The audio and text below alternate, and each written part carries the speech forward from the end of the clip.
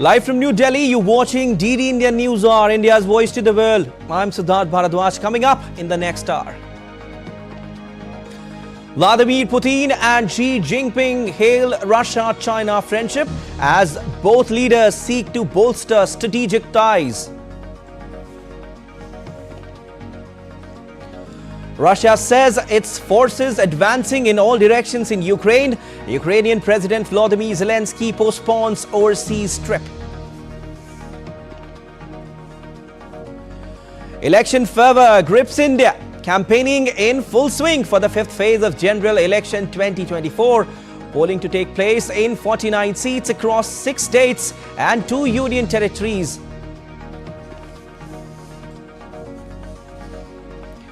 And India to host Bharat Parv at Cannes Film Festival for the first time. It will see the release of the Save the Date for the first World Audio Visual and Entertainment Summit to be hosted alongside the 55th IFFI.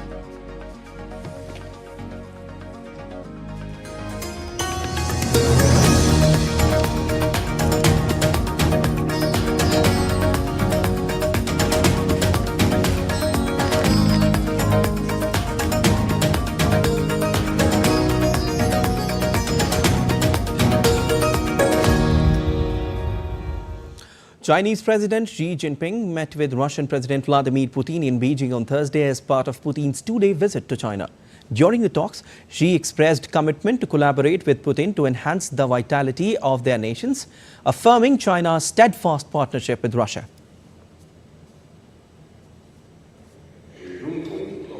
China will always be a good neighbor, good friend of mutual trust with Russia, continue to consolidate the friendship between the two nations, work together to achieve the development and rejuvenation of our respective countries, and to uphold equity and justice in the world.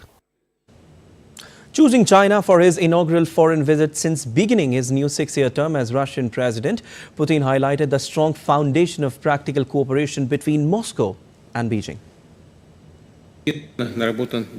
Moscow and Beijing indeed have a great background of practical cooperation. In 2023, the bilateral trade turnover has grown by almost a quarter and reached a great figure of $227 billion. China is our key partner in trade and commerce. All right, for more on this, DD India correspondent Laura Westbrook joins us with more from Hong Kong. Laura, Vladimir Putin met Xi Jinping in Beijing and both the leaders held a news conference. Could you tell us in details what all was discussed?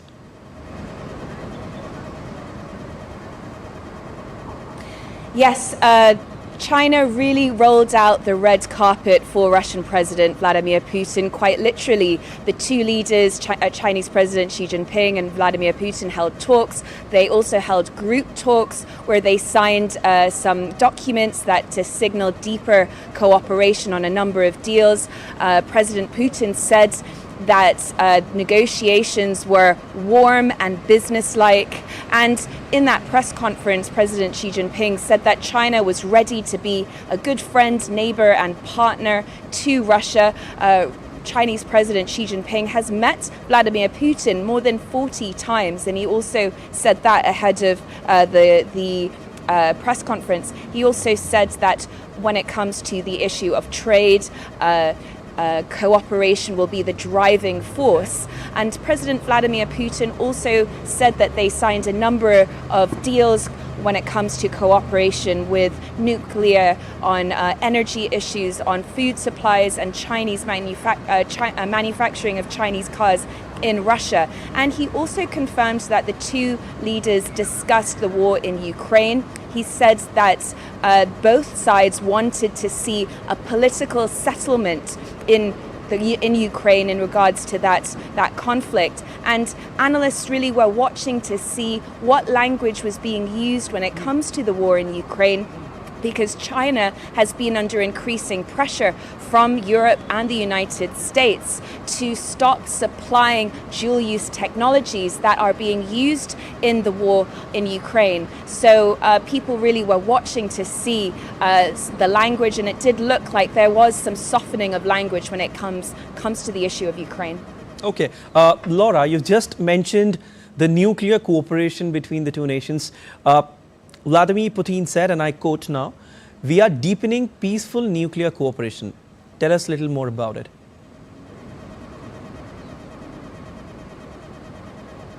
Yes, obviously the issue of the nuclear issue has come up when it comes to the war in Ukraine. And I think it's worth pointing out that he did use the words deepening peaceful nuclear cooperation. So that is definitely worth noting. He also talked about deepening cooperation on a number of issues, particularly in energy issues and also outer space, high-tech, artificial intelligence. And Russia is bringing with them this quite large trade delegation. And so the issue of trade is something that they will be looking to sign up and deepen their cooperation. Remember that Russia has been relying on China quite heavily, especially since that war in Ukraine started in 2022. China has also benefited from more energy resources when they declared this no-limits partnership when that war was when Russia invaded Ukraine in 2022. And there has been speculation that by bringing with him on this trade delegation, which includes his defense minister, his foreign minister, as well as the central governor, that both sides would be looking to circumvent any sanctions on Chinese banks. The US has said that it will sanction Chinese banks if it finds evidence that they are helping to supply these dual-use technologies in the war in Ukraine. All right, Laura, thanks for your analysis and thanks for joining in. News coming in from Philippines now. A Philippine civilian fleet on Thursday successfully navigated close to the disputed Scarborough Shoal in the South China Sea to provide assistance to fishermen amidst ongoing tensions between Manila and Beijing over conflicting territorial claims. The three-day operation involved 4 commercial fishing vessels and aimed to deliver supplies to Filipino fishermen stationed at the shoal. Now, as New Caledonia remains on the edge, French Interior Minister has said that the French state expects to regain control of the situation in New Caledonia very soon after a third night of violent riots that have killed 4 people on the French Pacific island. Earlier, France declared a 12-day state of emergency in New Caledonia late Wednesday. The decision to impose emergency was taken at a crisis meeting held by Prime Minister Gabriel Attal and Interior Minister Gérald Darmanin on Wednesday. The state of emergency will give authorities additional powers to ban gatherings and forbid people from moving around. The riots have claimed lives of 3 young indigenous Kanak and a police official so far. 500 police officers were sent to the territory to reinforce current forces. Schools have been shut and there is already a curfew in the capital. Armed forces are also protecting Pacific Island's 2 airports. All right, and DD India's Ross Cullen joins us live from Paris for more on this. Ross, now a 12-day state of emergency in New Caledonia has been imposed after violent protests flared up. Tell us in details for our viewers, what is the core reason of these protests? Well, I'll just start with a little bit of breaking news. In the last 5 minutes, the number of dead has now risen to 5, with a second police officer killed. He had died as a result of accidental fire, so an accidental shooting has left a second police officer dead. The number now 5 in terms of the overall fatalities, 2 police officers and 3 New Caledonians as a result of this violent unrest that has been going on pretty much all week since before this constitutional vote, during it and afterwards. That's the overall reason why these protests began. Those protests then turned violent over these constitutional reforms that were approved by MPs here in Paris that would see French residents who've been living on the island for 10 years to be able to vote in local elections in New Caledonia, which native New Caledonians feel could dilute the votes of the indigenous Kanak people. Those protests have spiraled though, but there are other issues that also feed into this. For example, just according to the French National Statistics Agency, food prices in New Caledonia are 78% higher than what they are here in metropolitan mainland France. 1 in 5 people live under the poverty threshold. Rents, water and electricity are all higher in the French Pacific archipelago than they are here in mainland France, and the overall situation has fed into why these protests have also spiraled and why it's been so hard for the French government to regain control. All right, Ross, now reportedly there have been around 130 arrests so far, and also some incidents of arson and looting against businesses, infrastructure and public buildings also reported. Tell us something about that. Yeah, slightly calmer night Wednesday night into Thursday local time, but the French Interior Ministry taking it very seriously, sending nearly 3,000 extra police officers to the island. Soldiers have been deployed to the ports, to the international airport in the island's capital, Nouméa, and we have seen police stations attacked, cars set on fire, shops looted, barricades being set up on highways as well, with tyres and furniture set alight. There have been this unrest has been going on throughout the week. And in fact, the French government has also taken the step of temporarily banning TikTok, the social media app, along with other attempts to try to regain control. And the Interior Ministry here in Paris says it will be able to regain control in the coming hours. Okay, Ross, this is a developing story. We'll keep taking updates from you. But as of now, thank you so much for joining in. Meanwhile, New Caledonia's Pacific neighbours have called for de-escalation and a return to dialogue between France and the island territory's political parties. The call for peace comes after a third night of violent riots that have killed 4 people and led to hundreds of arrests. France on Wednesday declared a state of emergency in New Caledonia that gave authorities additional powers to ban gatherings and forbid people from moving around the island. All right, staying in Europe, the European Union has urged Georgia to withdraw its highly contested foreign agents bill, saying the measure would set back the nation's ambitions to join the bloc. Georgia's parliament on Tuesday passed the third and final reading of the bill, which would require organizations receiving more than 20% of their funding from abroad to register as agents of foreign influence. A statement from EU Foreign Policy Chief Josep Borrell and the European Commission said, I quote, "The adoption of this law negatively impacts Georgia's progress on the EU path." The Georgian government has said the law is necessary to ensure the transparency of foreign funding for NGOs. Thousands of protesters against the bill blocked key intersections throughout Tbilisi for the second day running. All right, and still to come on DD NewsHour. Slovak Prime Minister Robert Fico stable after surgery, but condition very serious. More details ahead.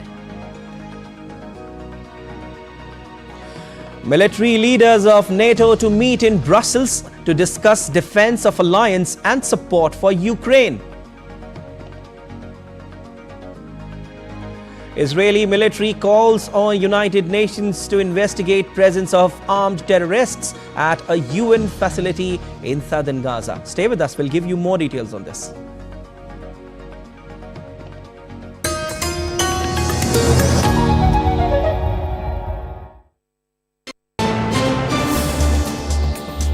Voice of a rising aspirational world.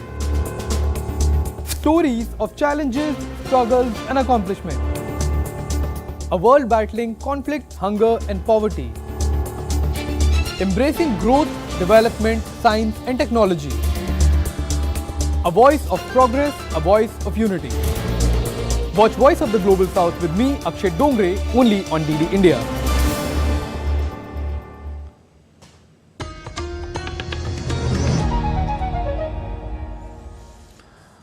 You're watching DD India NewsHour. Fico was elected Prime Minister in October after running a campaign that criticized Western support for Ukraine. The European country is a member of NATO and the European Union and has a little history of political violence. India's Prime Minister Narendra Modi also expressed shock at the news of shooting at Slovakia's Prime Minister Robert Fico. Taking to X, PM Modi said, and I quote, "I strongly condemn this cowardly and dastardly act and wish PM Fico a speedy recovery. India stands in solidarity with the people of Slovak Republic." All right, news coming in from Russia, wherein Russian military is advancing in all directions and establishing its position in several locations in Ukraine. And this was asserted by Sergei Shoigu, the Secretary of Russia's Security Council, during a visit to Beijing. He also said that a main task is to conduct military operations in Ukraine. Meanwhile, Ukraine also claimed that Russian forces were establishing positions in Ukraine's Vovchansk town in the Kharkiv region. With these military advancements in the northern region, Ukrainian President Volodymyr Zelensky has postponed all upcoming foreign visits. Well, the Russian Defense Ministry said on Thursday that its air defense forces destroyed 5 long-range missiles, US-supplied Army tactical missile systems known as ATACMS, that Ukraine's military launched overnight at Crimea. The Russia-installed governor of the Crimean port of Sevastopol said that several residential houses and cars were damaged. No people were hurt, according to the local authorities. Russia annexed Crimea from Ukraine 10 years ago in a move broadly condemned by Kyiv's Western allies. All right, and for more on this, DD India's Dasha Chernyshova joins us. Dasha, Sergei Shoigu, the Secretary of Russia's Security Council, he said that Russian military is advancing in all directions in Ukraine and that their main task is to conduct military operations in Ukraine. How do you assess this?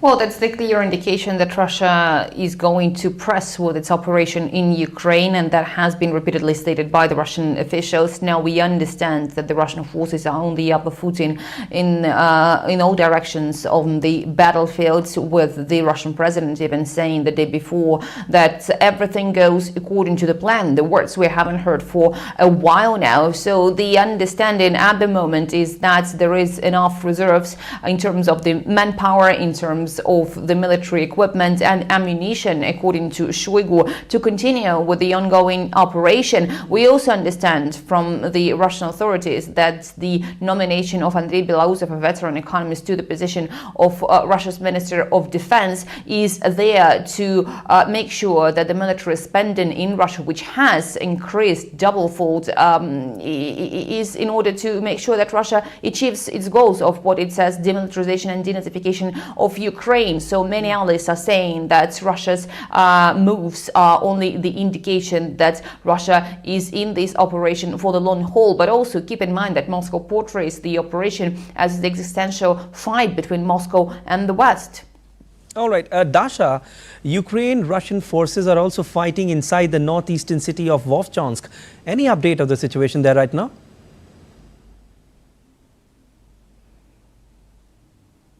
Well, not from the Russian Ministry of Defense. What we have heard, though, is that the Russian forces have been advancing and improving their positions on the Kharkiv direction. They have, on a daily basis for the past 5 days, been reporting about the capture of more villages. Now, some of the reports suggest that at the moment the Russian armed forces are fighting in Lipsky, and the understanding is that what Moscow is trying to do is to create the so-called sanitary zone, because Kharkiv region is the area that borders Russia's Belgorod region that has been repeatedly under the Ukrainian shelling. So the Russian authorities have always been saying that they might have to consider the need to create this sanitary buffer zone to prevent the long-range missiles from reaching the Russian Federation. Those are the missiles actually supplied from the Western countries. So that could be the reason why Russia is pushing in this direction so actively. And obviously from the side of the Russian military, the understanding is very clear. They are present on all directions, at least as they say.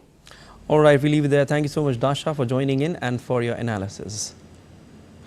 Meanwhile, Swiss president has said that a summit that Switzerland hopes will pave the way for a peace process in Ukraine has drawn delegations from more than 50 countries.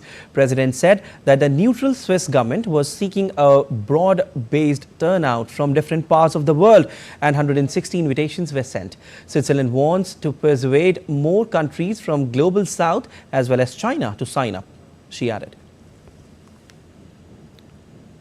Well, the Kremlin said that Switzerland conference will be futile without the participation of Russia. Kremlin spokesperson Dmitry Peskov said that without Russia, discussing security issues that concern us is absolutely futile. He further added that it is most likely to be just empty scholasticism with no prospect of getting some tangible result.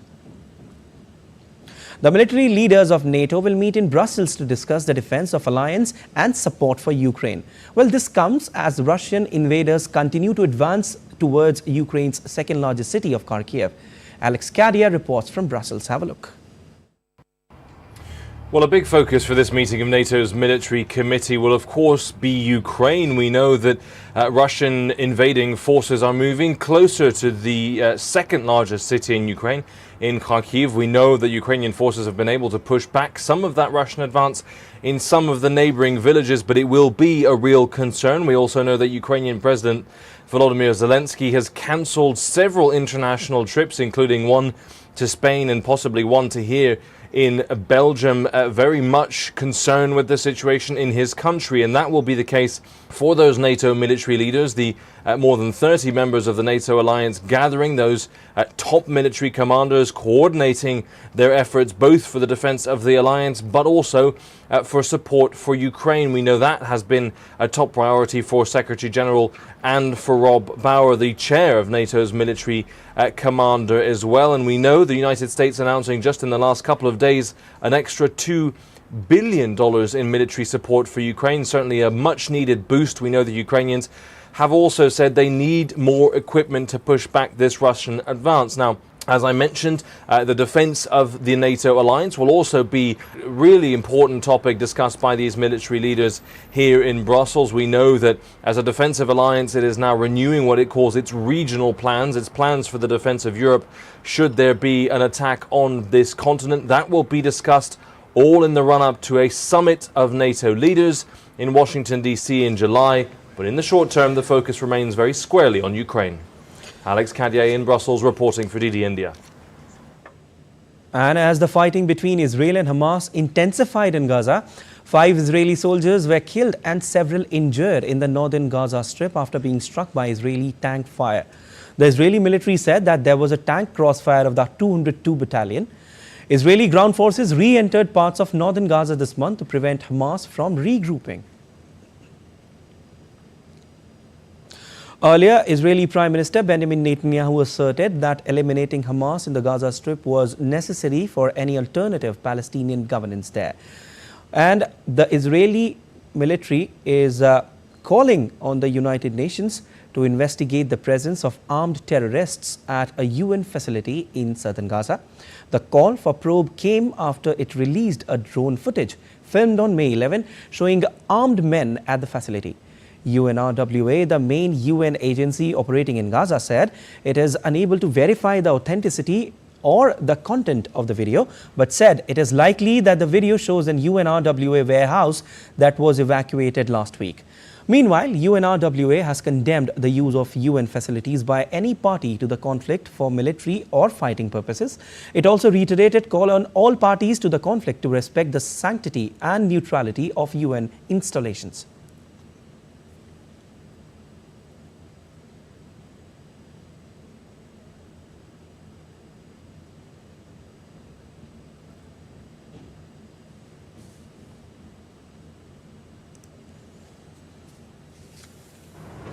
The task these leaders have set themselves is huge, but unusually for the question of Palestine-Israel relations, all members from Saudi Arabia to Syria are reportedly on board.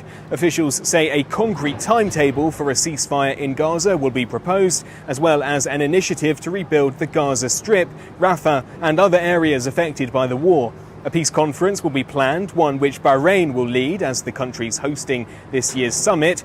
Over the next few months, it would push for Palestine to be recognised as a state, perhaps in return for all Arab nations recognising Israel as a state for the first time too. That would come with the condition that Hamas be stripped of all authority in Gaza and governance there handed over to the Palestinian Authority, with Hamas to blame for initiating the attack against Israel last October. Unlike in previous years and at previous peace conferences, there is optimism such a proposal will make progress after 143 members of the United Nations voted that Palestine should be granted full membership privileges. Objections from Israel and the US are likely to remain, but leaders hope a united Arab League will ramp up the pressure on them to soften their positions. Representatives will also discuss Iran-Israel relations, the crises in Libya, Yemen and Syria, the conflict in Sudan and a border dispute between Djibouti and Eritrea. Stuart Smith in Baghdad, reporting for DD India. All right, let's take a look at other stories making news around the world. The Netherlands veers sharply to right with a new government dominated by Dutch nationalist Geert Wilders. The government will be formed almost 6 months after a major election victory. Wilders said a deal had been reached between 4 parties to form the government. William Lai Ching-te is set to take office as Taiwan's president on the 20th of May. He faces a China that calls him a dangerous separatist. Taiwan is also grappling with a fractured parliament where no party has a majority. The Banksy Museum opened to the public on Wednesday in Lower Manhattan. The museum is a permanent exhibition of 160 works that are curated recreations of original works of the elusive street artist Banksy. It's the largest such exposition in the world. 12 participants scrambled up a 14-meter-high tower covered in 9,000 plastic burns on Thursday as they marked the climax of the Burn Festival on the island of Tung Chau in Hong Kong. Tens of thousands of residents and tourists gathered to savor the lucky burns and to witness a vibrant floating colours parade.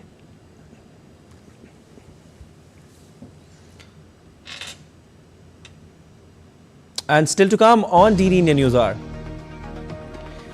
US President Joe Biden and Republican rival Donald Trump agree to face off in 2 debates on June 27 and September 10. India's Niti Aayog says India has significantly enhanced its defense capabilities over the past decade under the leadership of Prime Minister Modi.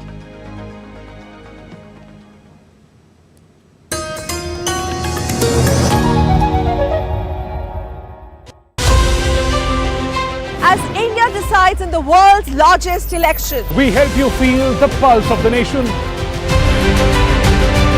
I am Sakal Bhatt. I am Shubhendu Ghosh. This election season, join us on a journey of India. We are in Assam. This is the tea city of India. From down south, Tamil Nadu, Discover the colors of democracy. gateway to northeast of India. Coastal state of Kerala. Watch Poll Pulse on DD India.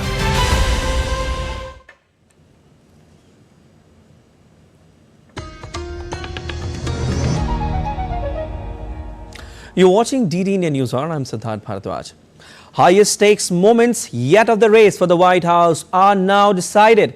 US President Joe Biden and Republican rival Donald Trump agreed Wednesday to debate each other twice, first on June 27 and again on September 10th. This comes after a rapid back and forth between their campaigns and a flurry of taunts and insults from the candidates. For months, it had been unclear whether Biden and Trump would even square off in a debate before the November election.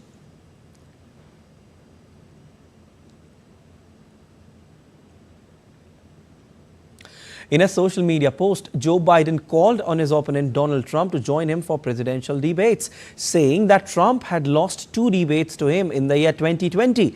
Trump also accepted the offer via a post on social media, asserting that Biden was in the worst debater he had ever faced, who cannot put 2 sentences together.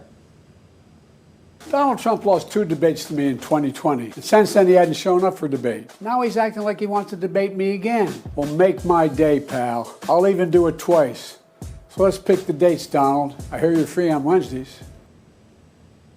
Donald Trump's ex-lawyer is back on the stand on Thursday in the former U.S. president's historic hush money trial. Cross-examination of Michael Cohen by the defense is expected to continue after getting off to a fiery start on Tuesday. Trump is accused of falsifying business records in the lead-up to the 2016 presidential elections. He has pleaded not guilty and calls the trial election interference.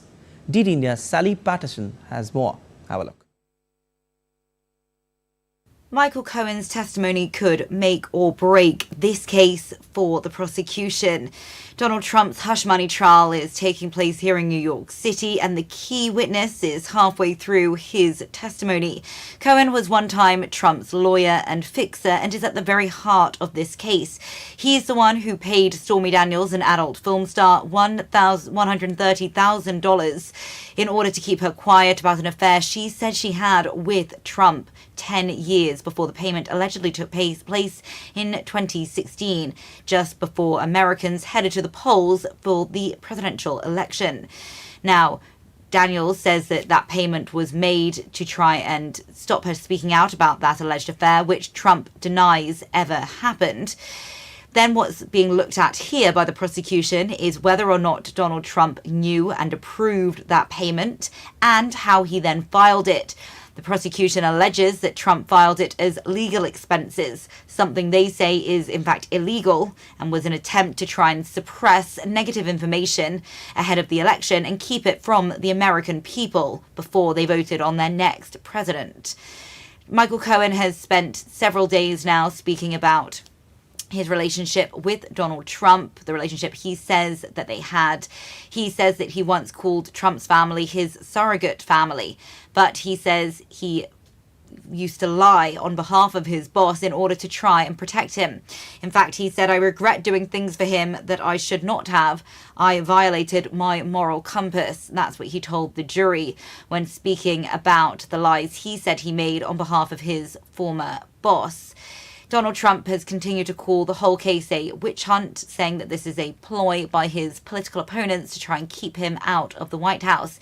We also heard from his Republican allies speaking outside of court, who said that this was really an effort to keep Trump off of the campaign trail and inside a courtroom instead.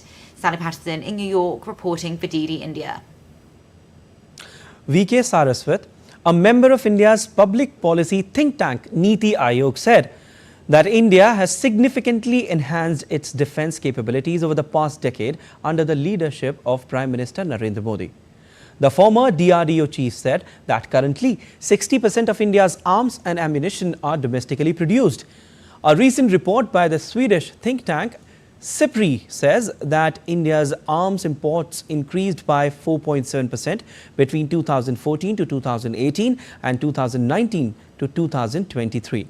Another report says that India's defense sector presents a substantial ordering prospect of nearly USD 138 billion from FY24 to FY32 for companies involved in defense production and technology advancements.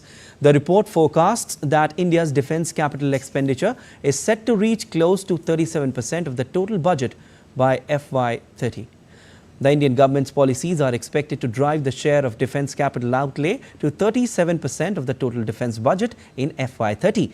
According to the report, defense aerospace presents a significant opportunity amounting to USD 50 billion. Defense shipbuilding offers a potential of $38 billion US. Investments in missiles, artillery and gun systems are projected to reach USD 21 billion. The report also outlines a positive outlook for shares of companies like Hindustan Aeronautics and Bharat Electronics.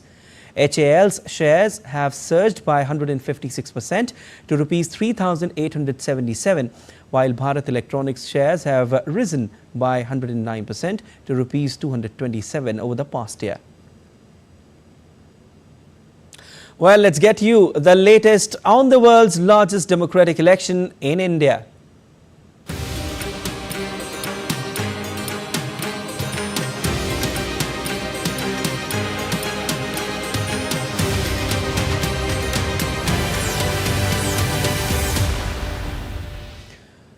Campaigning continues in full swing for the last three phases of India's ongoing elections. Voting for the fifth phase to be held on 28th May across 49 constituencies in 6 states and 2 union territories. Senior BJP leader and Prime Minister Narendra Modi is campaigning in Uttar Pradesh today. Addressing a public meeting in Lalganj, Prime Minister lauded the implementation of Citizenship Amendment Act and accused the opposition parties for spreading lies about CAA. PM Modi noted that the work towards giving citizenship to those who are victims of partition has already started under CAA.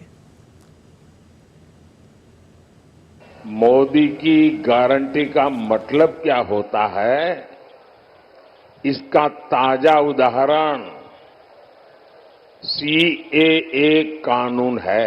CAA कानून है और आपने देखा होगा कल ही CAA कानून के तहत शरणार्थियों को भारत की नागरिकता देने का काम शुरू हो गया।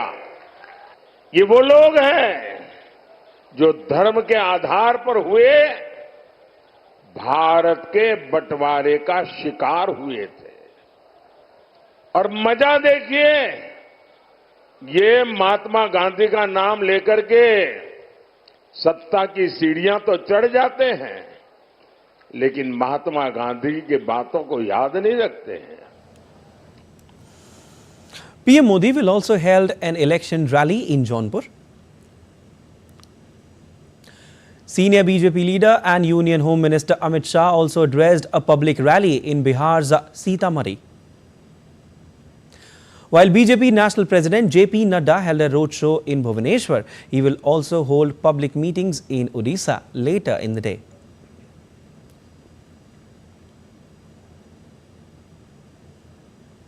Top leaders of opposition parties are also holding rallies across the country to woo the voters. Congress President Mallikarjun Kharge will address a press conference in Odisha. He will also hold a public meeting in Phulbani. Congress General Secretary Priyanka Gandhi Vadra will campaign for his brother and party leader Rahul Gandhi in Uttar Pradesh's Raebareli.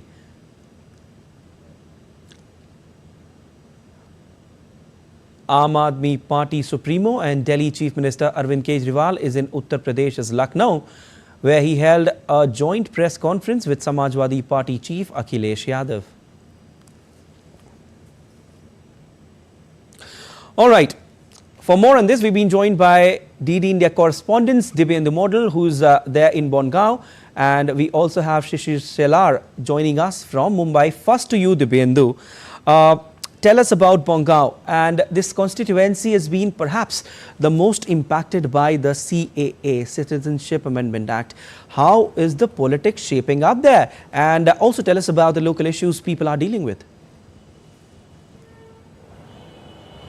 Siddharth, that's right. The Bongaon Lok Sabha constituency here in West Bengal is a significantly important constituency, both for the BJP as well as for the Trinamool Congress, as the TMC, which is trying to wrest the power this time around from the BJP, is facing a tough fight from the BJP here. As you rightly said, the Citizenship Amendment Act, which was passed in 2019 and implemented in March 2024, have impacted and created a massive political storm here in this particular constituency, given the fact that approximately 35 to 40% of the population of this constituency constitutes the Mathua community, which holds a sway not only in this particular constituency of Bengal, which is in Bongaon where I am currently, but also the adjoining constituencies of Ranaghat as well as Krishnanagar, which already completed its election in the last phase. But this time around, with the citizenship amendment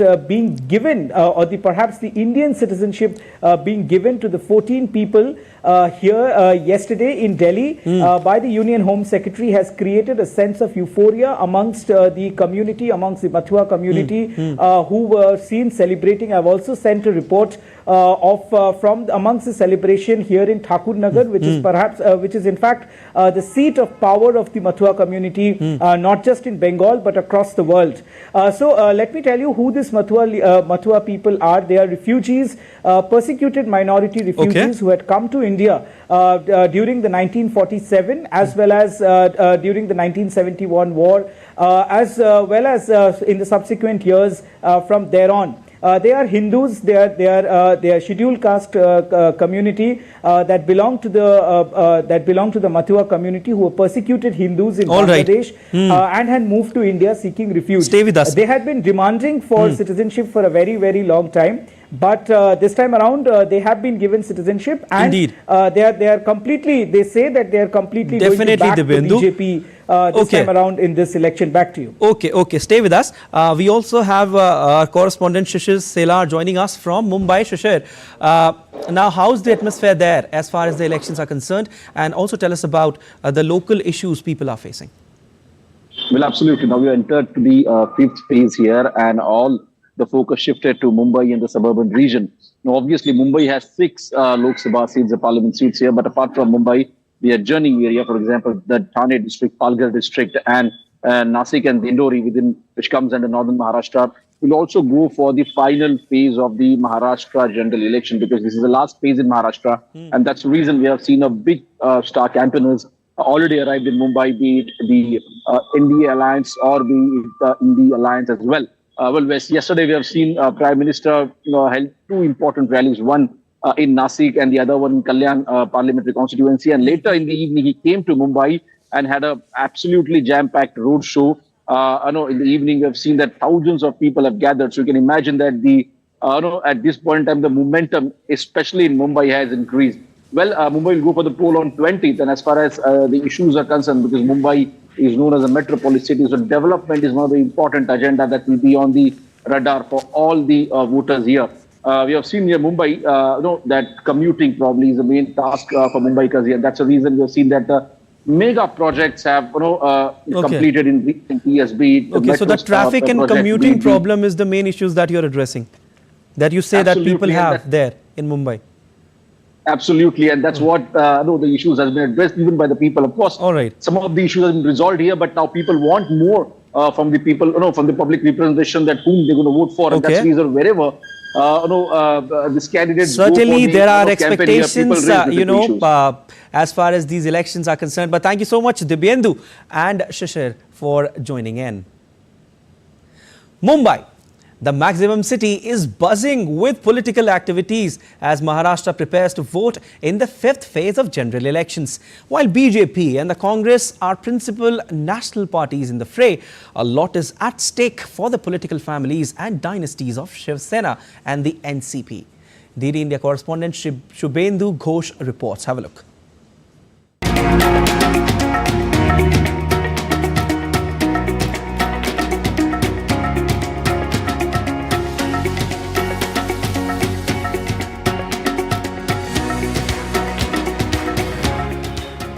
This election season, whether you are a candidate, a campaigner or a voter, a plate of vada pav can take you a long way. Once a humble go-to snack for the working class, today vada pav has captured the imagination and taste buds of people across the world. We are next to the iconic Chhatrapati Shivaji Terminus railway station. This is the vada pav capital of India. Welcome to Mumbai. Maximum city, city that never sleeps. Mumbai has many names, each describing the restless energy with which the city surges forward every day. Mumbai is the financial capital and the most populous city of India, with over 12 million inhabitants. The city is the cradle of countless dreams, with the thriving film industry, popularly called the Bollywood. The city also epitomizes the contradictions of India's urban spaces. While it has the highest number of billionaires in Asia, it is also home to one of the world's largest slum dwellings in Dharavi. In the 5th phase of general elections on May 20th, a total of 13 seats will be up for grabs in Maharashtra, including 6 seats in Mumbai. Traffic की वजह से बहुत सारी समय पे हम देखते हैं कि एम्बुलेंस को भी रास्ता नहीं दे पा रहे ट्रैफिक की वजह से, तो वो समय पर हॉस्पिटल नहीं पहुंचते और बहुत सारी दुर्घटनाएं हो जाती हैं. It is after all a citizen's duty to come out and vote, and it's a basic thing that is expected from a citizen. With a beautiful breeze coming in from the Arabian Sea, Marine Drive is a popular haunt for Mumbaikars after slogging through the day. Past couple of years have seen dramatic developments in Maharashtra politics, particularly the split in the two main regional parties, Shiv Sena and the NCP. As the campaigning peaks, there are now 6 political players in the fray.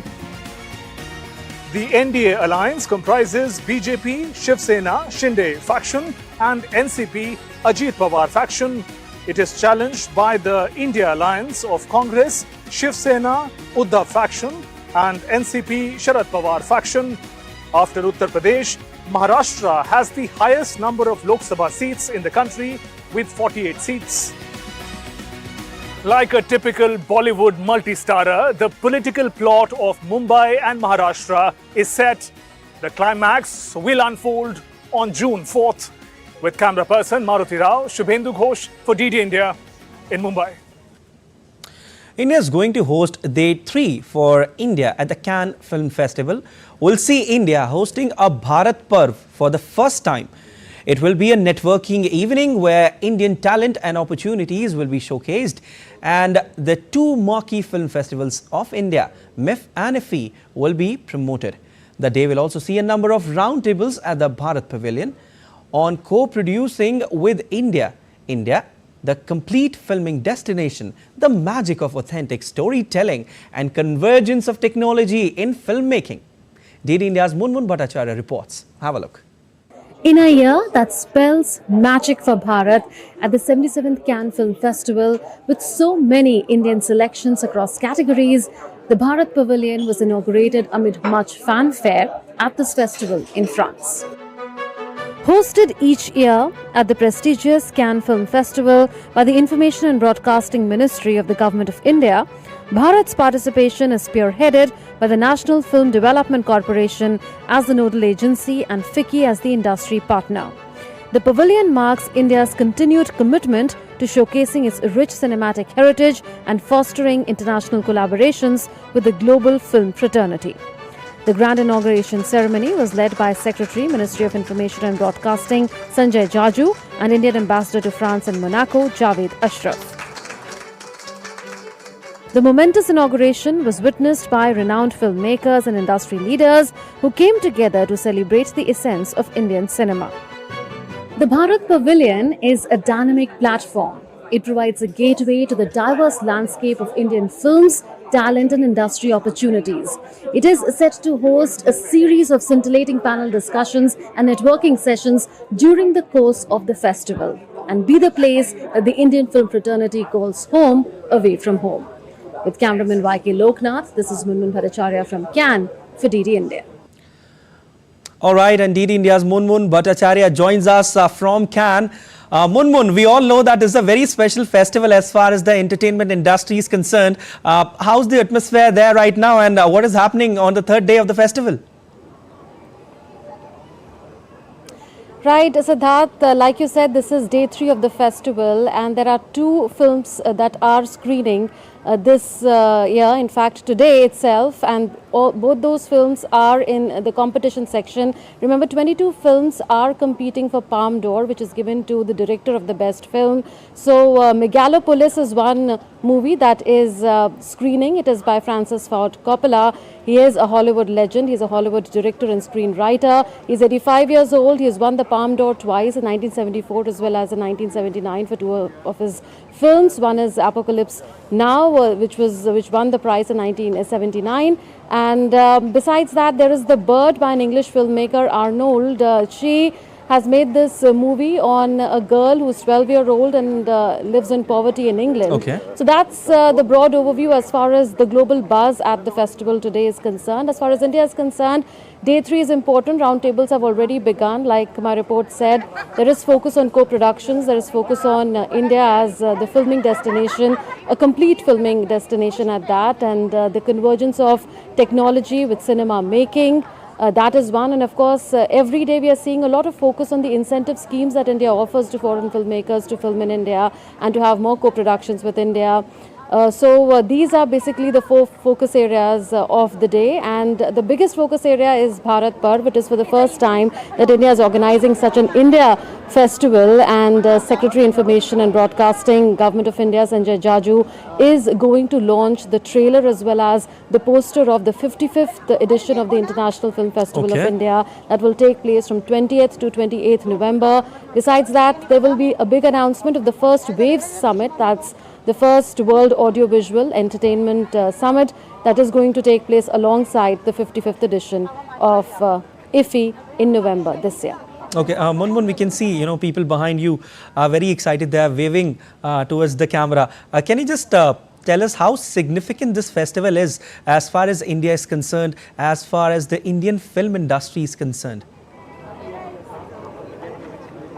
Very significant, Siddharth, because it's for the first time in 30 years that an Indian film has made it to the competition section. It is Payal Kapadia's All We Imagine Is Light, and this is one film that had taken support from the incentive scheme that I was referring to, because you see 40% of the production cost comes back as cash back under that incentive scheme if a foreign filmmaker films in India, or if there is a co-production that happens, because this is an Indo-French co-production. There is some role of other countries like Luxembourg as well as Netherlands as well. And the other movie also, Sandhya Suri's movie that is going to screen in Uncertain Regard section of Cannes, has also taken benefit from this particular incentive scheme of the Government of India. So there is a lot of focus on Indian films this time around. We have taken center stage. Besides that, Santosh Sivan, who's an Indian cinematographer, he is going to be honored this year. It's for the first time that an Indian cinematographer is being honored at the Cannes Film Festival. And in almost every category, there's going to be an Indian film. Manthan, which is by Shyam Benegal, an Indian director, that is going to screen in the Cannes Classic section. Now, this is on the Amul Dairy Cooperative Movement. And this is a 1976 film. It's a very celebrated film, and the director is also very celebrated.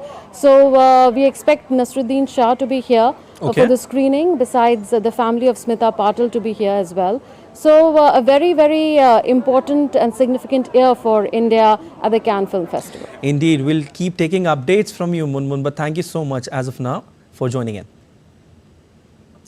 Well, you're watching DD India News Hour. Time now for sport, and for that, my colleague Deepika Mehta is there. Deepika, tell us what is happening in the world of sport. I heard Sunil Chhetri is getting retired. It is a true statement by Sunil Chhetri and a big shock to the fans also. So let's quickly get an update to all our viewers and especially the sports fans. So India's football icon Sunil Chhetri announced on Thursday that he will retire from international football after the FIFA World Cup qualification match against Kuwait on the 6th of June.